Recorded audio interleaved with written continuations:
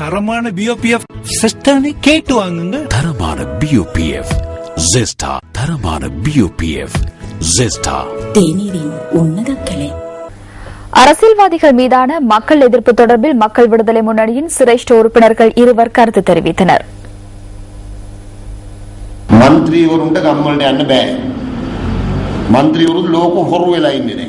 அமைச்சர்களுக்கு கிராமங்களுக்குள் செல்ல முடியவில்லை. அவர்கள் திருடர்களாக மாறியுள்ளனர். கொள்ளையடிக்கின்றனர், மாடுகளை ஏற்றிச் செல்கின்றனர், மண்ணேற்றும் ஒப்பந்தங்கள், மரங்களை வெட்டுதல் போன்றவற்றை முன்னெடுக்கின்றனர். பெரிய ஒருவரை போன்று ஜீவன் பிரச்சனைகளை தீர்ப்பதற்கு எங்கு செல்கின்றார்? மொரட்டுவைக்கு செல்கின்றார். அவர் வந்ததும் கிராமத்தில் உள்ளவர்கள் கூச்சலிடுகின்றனர். ஓரளவு தம்மை காப்பாற்றி அவமானத்தை மறைத்து சிலரே இவ்வாறு நடந்து கொண்டனர் என ஊடகவியலாளர் சந்திப்பு ஒன்றை ஏற்பாடு செய்து கூறினார். அது அல்ல உண்மையான கதை. கொழும்பு மாவட்டத்தின் அமைச்சர் ஒருவருக்கு மக்கள் கூச்சலிட்டனர். அரசியல்வாதிகள் வேறு தொழிலை தேடிக் கொள்ளுங்கள். தமக்கு வாக்களித்த மக்களின் எதிர்ப்பை முகம் கொடுக்க முடியாதபடின், விமர்சனங்களுக்கு முகம் கொடுக்க முடியாதபடின் வேறு தொழிலுக்கு செல்லுங்கள். அரசியலில் ஈடுபடுகின்றவர்களின் மக்கள் விமர்சனங்களை கேட்க வேண்டும், அதனை தாங்கிக் கொள்ள வேண்டும்.